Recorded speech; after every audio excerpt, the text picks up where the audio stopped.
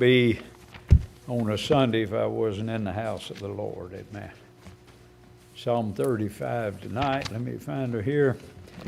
It's a pretty long psalm tonight. I'm going to try to make short work of it. It's hard to preach 28, 30 verses one night expositionally, and so I'm not going to do that. But Psalm 35 is another of these Psalms of David, very interesting.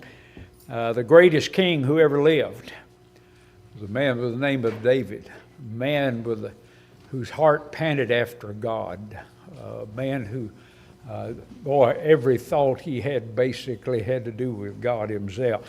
He wrote 73 of the 150 Psalms, so almost half of the Psalms that you find here were written by David. They're Davidic. He was a musician, he was a singer, he was a songwriter, and the most feared thing on the battlefield that anybody ever saw in their life. So you can be all those things together. That's kind of what this psalm is like tonight. I'm going to take time to read it, break it down, but I want to give you something I think will help us out of it. Psalm 35, he said, "Plead my cause, O Lord." Now he's needing God to give him some help. "With them that strive with me, fight against them that fight against me. Take hold of shield and buckler and stand up for mine help. Draw out also the spear and stop the way against them that persecute me. Say unto my soul, I am thy salvation. Let them be confounded and put to shame that seek after my soul. Let them be turned back and brought to confusion that devise my hurt. Let them be as chaff before the wind, and let the angel of the Lord chase them. Let their way be dark and slippery, and let the angel of the Lord persecute them. For without cause have they hid for me their net in a pit, which without cause they have digged for my soul. Let destruction come upon him at unawares, and let his net that he hath hid catch himself. Into that very destruction let him fall. And my soul shall be joyful in the Lord, it shall rejoice in his salvation. All my bones shall say, Lord, who is like unto thee, which deliverest the poor from him that is too strong for him, yea, the poor and the needy from him that spoileth him. False witnesses did rise up, they laid to my charge things that I knew not. They rewarded me evil for good to the spoiling of my soul. But as for me, when they were sick, my clothing was sackcloth. I humbled my soul with fasting, and my prayer returned into mine own bosom. I behaved myself as though he had been my friend or brother. I bowed down heavily as one that mourneth for his mother. But in mine adversity they rejoiced, and gathered themselves together. Yea, the abjects gathered themselves together against me, and I knew it not. They did tear me and cease not. With hypocritical mockers and feasts they gnashed upon me with their teeth. Lord, how long wilt thou look on? Rescue my soul from their destructions, my darling from the lions. I will give thee thanks in a great congregation. I will praise thee among much people. Let not them that are mine enemies wrongfully rejoice over me, neither let them wink with the eye that hate me without a cause. For they speak not peace, but they devise deceitful matters against them that are quiet in the land. Yea, they opened their mouth wide against me and said, Aha, aha, our eye hath seen it. This thou hast seen, O Lord, keep not silence. O Lord, be not far from me. Stir up thyself and awake to my judgment, even unto my cause, my God and my Lord. Judge me, O Lord my God, according to thy righteousness, and let them not rejoice over me. Let them not say in their hearts, Ah, so would we have it. Let them not say, We have swallowed him up. Let them be ashamed and brought to confusion together that rejoice at mine hurt. Let them be clothed with shame and dishonor that magnify themselves against me. Let them shout for joy and be glad that favor my righteous cause. Yea, let them say continually, Let the Lord be magnified, which hath pleasure in the prosperity of his servant. And my tongue shall speak of thy righteousness and of thy praise all the day long. tremendous psalm. This is one of what they call the imprecatory psalms. It's where you actually ask God to bring judgment upon somebody. And I'm going to deal with that in a few moments in light of who He is and what's going on with Him. The word imprecatory comes from imprecate, which means to invoke a curse or call down judgment. So this particular prayer is a Spirit-inspired petition, calling upon the Lord to execute judgment, bring down vengeance, and uphold His righteousness against those who oppose Him and His people, instead of taking personal vengeance out of spite.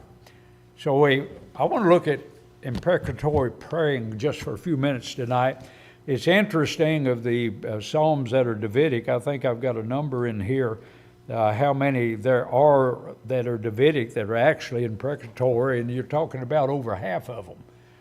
In other words, half the time He's asking God to bring judgment down upon the wicked. We've been taught for years that we're to be pacifist in some degree or the other. You find that this man was not a pacifist, but he was a man after God's own heart. So I want to look at this a few minutes. In the biblical sense, imprecatory means to call on God to judge the wicked according to His righteousness. In verse number 4 of this, He said, "Let them be confounded and put to shame that seek after my soul. Let them be turned back and brought to confusion that devise my hurt." It's to ask God to vindicate the righteous. In verse number 15, He said, "Break thou the arm of the wicked and the evil man. Seek out his wickedness until thou find none." It's an appeal to God's justice rather than taking personal revenge. In verse number, in Psalm 58:6, one of my favorite verses, He said, "Break their teeth, O God, in their mouth." That's one time when I was preaching what to do when your enemies are giving you trouble, and I was going to turn them to Psalms. I was telling them, you pray for your enemies and those that despitefully use you. And I got my letters, my numbers turned around a little bit, and some people got there before I did, and they started laughing. But He said in here in Psalm 58, "Break their teeth in their mouth, O God." He said, "You break their teeth." Over in Psalm 69, He said this, "Pour out thine indignation upon them, and let thy wrathful anger take hold of them." I said all this to say this. I believe that imprecatory praying is something that is spiritual and it's right in its place. I believe in our day we need to use more of it. There's a lot of things that we can't control going on, but I hate to see the wicked just continually do what they do and get away with. And I think it's a right thing for us to pray in that manner, not for personal vengeance, but that God would bring about the judgment of God. I believe the judgment of God be good for our nation.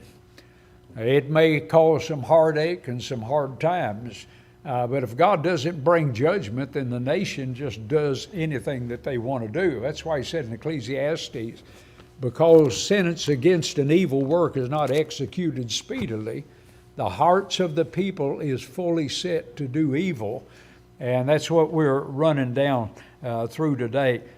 Now, we normally go to Ephesians chapter 4. It said, "Be ye angry and sin not." So what's happening here, His anger is not a personal vengeance.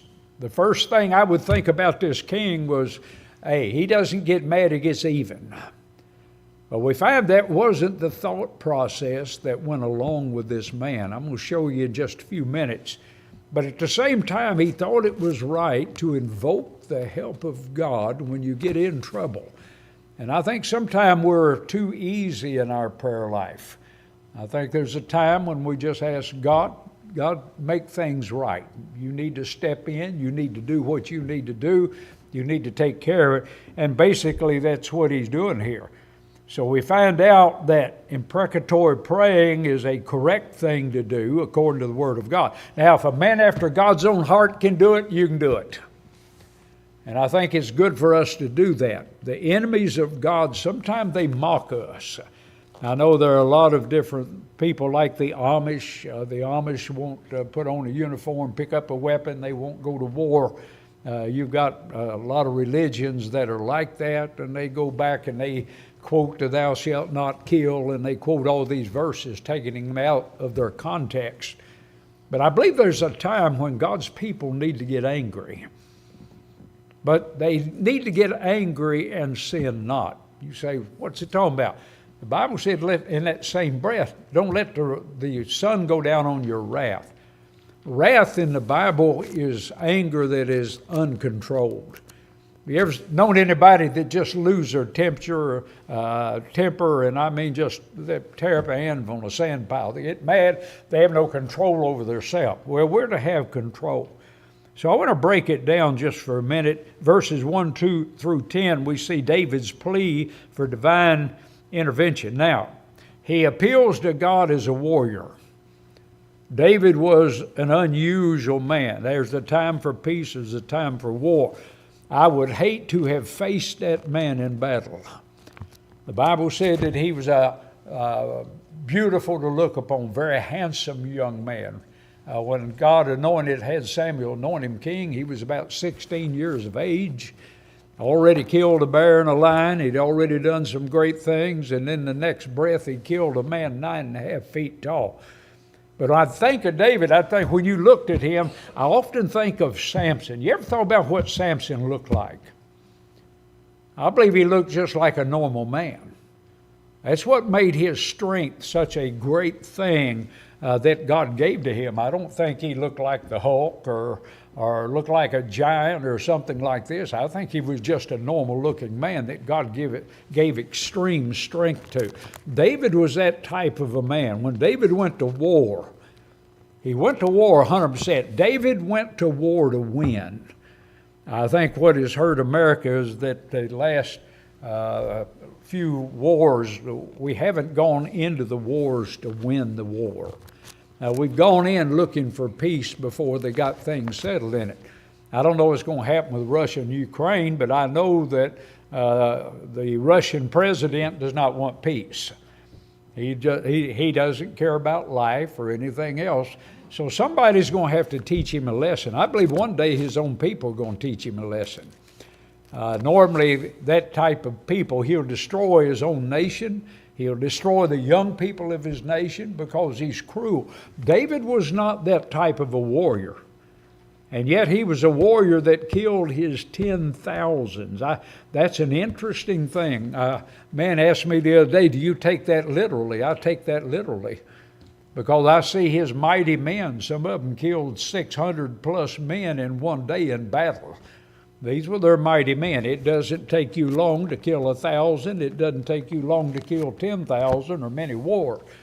So we find a man that was, he didn't talk to God out of weakness. He talked to God as a warrior to a warrior. You know, the Bible said God's a man of war. But sometimes God's the one that has to take care of the fighting. Strong men, strong women. We need those in our day. Those that will stand for right and stand for justice and make it away. Verses 4 through 8, we find David prays for the shame and destruction of his enemies. If they're not going to get right, they don't need to continue. If they're not going to get right with God, then they don't need to be there. Same way in government or anything else. When somebody will not get right with God and will not get right with the people, they need to be removed. So he's asking God to remove them. He evidently does not have the power at this time to remove them himself. So he said, you let them fall in the trap they laid. Verses 9 through 10, we find David's promise of glory and praise to God in intervention. Let all things be done to the glory of God. Now, verses 11 through 18, we find David's complaint against false accusation. I think one of the greatest fears I have is false accusation. We live in a day where you've got to prove your innocence instead of getting the cloak of innocence. I knew of a pastor one time that he did absolutely nothing wrong. But the people said that they thought he did wrong. Nobody ever proved him doing wrong. Finally, he had to leave his church and resigned the ministry over that. One of my greatest fears is somebody say the preacher did this or the preacher did that. All you can do, listen, all you can do is maintain. You cannot prove innocence. You can just maintain your innocence. So we find in verses 11 through 8, I thought about psychological abuse. We think abuse in marriages, we think of physical abuse, and a lot of times there is physical abuse. But I believe the greatest abuse is psychological abuse. That's a mental abuse. Sometimes people will mentally abuse other people. They're just merciless. Today, I think they call it bullying in school. Listen, we've always had bullies in school. Anybody remember a bully in high school? You know how you take care of a bully, don't you? You make him whip you. And then after he whips you, you make him whip you again tomorrow. And about the third day, he's going to figure out he's going to have to whip you every day you live, and you'll take the club out of his hand. So his complaint is against a false accusation. What is said, we don't know, but verses 11 and 12, his enemies rise up as false witnesses, and evidently he's been slandered, and now he is repaid for evil for good. In verses 13 and 14, we find David's compassion upon his enemies. I'll come back to that in a few moments. I want to drop back to verse 14 through 16, the cruelty of these enemies. They rejoiced over his misfortune. It bothers me when people rejoice when other people have misfortune. I've often said I have a enemy's prayer list. Where I'm not enemies of theirs, but evidently for whatever reason they're enemies of mine to some degree. And I found out just pray for them. Just ask God to soften their hearts and not work in their hearts and do what needs to be done. But we find the cruelty of David's enemies. When he was doing this, and we'll get back to it, they rejoiced over his misfortune and mocked his calamity. They made fun of his calamity. I thought about the cruelness of people to each other. You know, children can be very cruel. You get them in school, they'll mock and laugh. I remember a little boy that his father was in the military. He was a professional soldier. He came back to the little town we was in, and I think he lived there about a year or two or something like that. He had a little boy, and they let that little boy go from class to class singing "Oh Christmas Tree" in German. And when he got out in the playground, the girls were throwing rocks at him out there and calling him a Nazi and calling him all the time. You know, nowadays, if you disagree with somebody, you're a Nazi. But I remember as a little boy, I watched them do that. They were older than I was, but it bothered me that they mocked him to that degree. They rejoiced over his calamity. Verses 17 through 18, we find David's confusion. He didn't understand, evidently, why God delays. The silences of God. Boy, everybody here is at one time or another in your life, you're going to experience the silence of God. Job did. Job said, I looked for him before me, behind me, on the left, on the right. He said if I could find it where he was at, he said I'd bring my complaint before him. And God hid from him. God just simply did not let him know where he was at that particular time. That's in Job chapter number 23. In verse number 10, Job finally got a hold of the thing spiritually and said, but he knoweth the way that I take. And he gave those beautiful verses in there. He said, my feet hath held his steps. So he stayed in the will of God. So we find his confusion, God's silences. I call them God's business. That's God's business.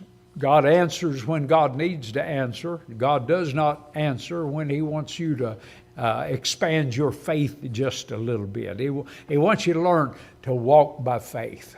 These young people are going to have to walk by faith one day. You people have to walk by faith. Faith is the evidence of things unseen. That's what it is. So we find his confusion. But over in Ecclesiastes, Solomon said this, God hath made everything beautiful in his time. Ecclesiastes 3:14, he said, I know whatsoever God doeth, it shall be forever. So we find his confusion. In verses 29 through 28, his prayer for vindication and final judgment. Verses 19 through 21, he said, don't let them rejoice over me. Verses 22 through 25, don't let them prevail over me. Verse number 26, let them be brought to confusion. Now, what I want to do, I want to go back to some middle verses here that I thought were very interesting as I was reading this thing. I want you to look, let me find out, in verse number 13. I want you to look at these verses in the middle. Now, he's being attacked on every side. He's a warrior. You need to understand, he's not afraid of them. He's asking God to do something about them. But he made a statement, but as for me, verse number 12 said, they rewarded me evil for good to the spoiling of my soul. He said, when they were sick, my clothing was sackcloth. I humbled my soul with fasting, and my prayer returned into my own bosom.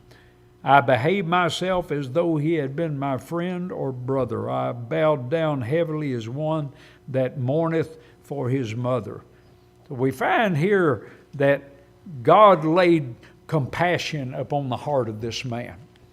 I believe when we pray an imprecatory prayer, we need to also have compassion upon the people we're praying for. You say, why? Because, listen, sometimes they just know not what they do. I thought about the Lord on the cross. He said, Father, forgive them, for they know not what they do. So we find that he had compassion on them. One thing God does that we need to learn to do is separate the sinner from the sin. The sin is, that's what they're doing. But when you get to these verses, you find out they are still people.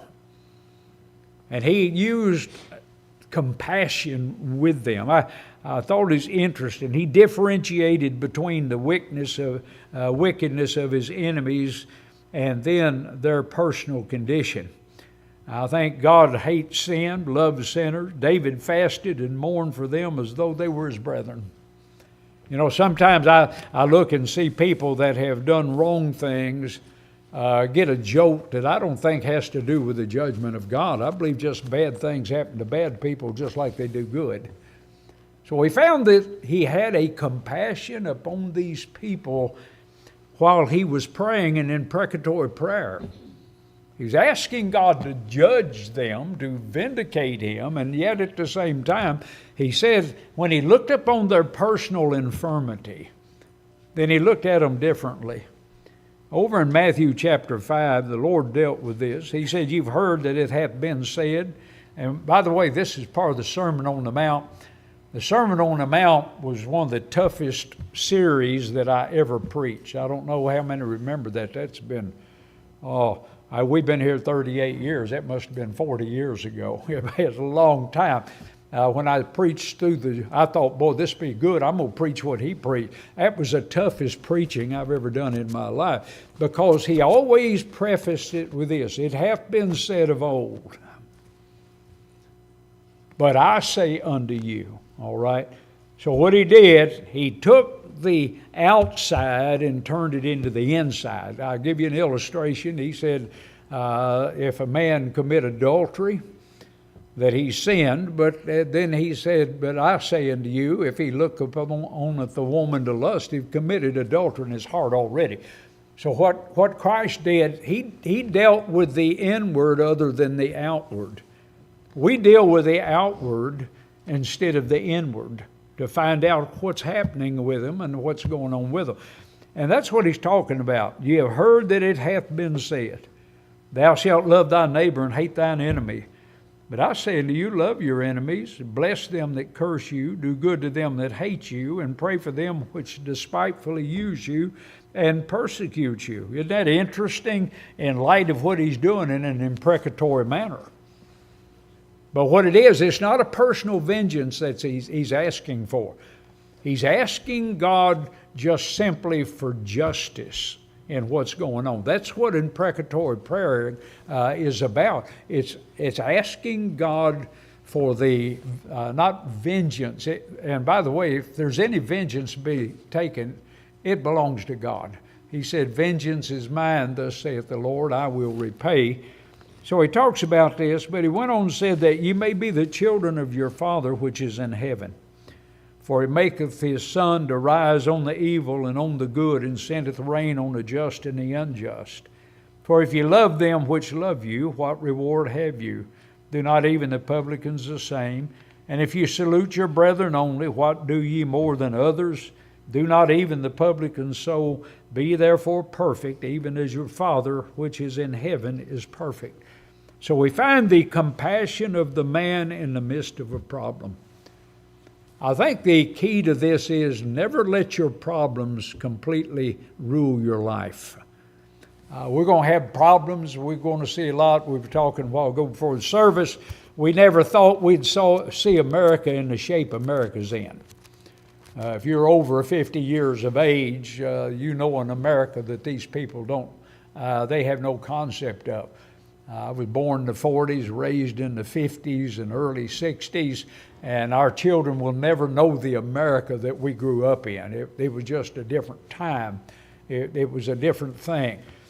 So we find here that things are growing worse and worse. But what our conversation was, you ain't seen anything yet. You hang around. If the Lord doesn't come back within the next 3 or 4 years, the presidency might turn back the way it has been for a long time. And when it does, you're talking about a nation that's going to get in trouble. And I thank God tonight for our president. I think he's trying to do right. I think he's doing everything he can. They started a rumor on him the other day. They hadn't seen him in 2 days, and they put out on the internet that he had died. So he comes out of the White House with his golf bags on, dragging behind him, and said, I'm going to go play golf. He said, you wish, amen. He said, don't get your hopes up, I guess. But we find at the same time, we find that we're to do good to our enemies, but at the same time, I think it's right to pray the judgment of God upon the enemies. If justice is not done, what was that Superman used to say, liberty and justice or whatever, in the American way, I think. That's years ago in the comic books and things. But at the same time, imprecatory praying, it's something I believe we need to practice more of. We need to learn to put into compartments what's going on. All right, you got good and evil and some not as good. And I believe we need to learn to pray in that area. Not that we don't have compassion, but the Bible said the fervent, effectual prayer of the righteous man availeth much. We need to pray for our nation tonight. We need to pray against the enemies that are trying to destroy it from within. I think the other day the president tried to make it against the law to burn the American flag. I think it ought to be a felony. I think you ought to. I told somebody one time, if my dad watched you burn the American flag in front of him, it'd be Saturday night in Sioux City, I'll tell you, before it was over with. But I look around and I see where America is going, and my heart fears. And I ask for justice. I ask that these courts would do right. I ask that our enemies would be put to shame. They need to be shamed for what they're doing in our nation. So imprecatory praying is not only biblical, it's a good thing. A man after God's own heart, and yet praying in that area with compassion in your heart for those that don't know any better. We're raising up generations of lost people. I'm talking about lost young kids. I don't know where their mind is. I don't know what they're thinking anymore. They walk around, they do just horrendous things. But we're talking about imprecatory praying here. I just want to end with this. Pray for those who choose to be our enemies. We don't choose to be theirs. I don't want you to be an enemy of anybody. But at the same time, I want you to stand against the enemies that are all around. You need to do that, and I need to do that. But I'm thankful to God tonight that in both good and hard times, He must allow things to happen for our good. Romans 8:28, I think, lets us know that these things are done for our good. But David prayed half of his prayers, half of his psalms were imprecatory prayers that he prayed against the other people, and God honored that. God made him a great king. We need to be involved in imprecatory praying, but at the same time dividing the sinner from the sin. We ought to have compassion on the sinner, hate the sin, and then ask God to justify things and make things righteous in our nation and in our personal lives. Amen. Just only way I know to explain that, you stand to your feet tonight. Precatory praying. I got to looking at that and I thought, boy, David spent a lot of time on his knees asking God to bring just judgment, righteous judgment down upon the wicked people. And he did that. If you need to come tonight, we're going to have a short invitation.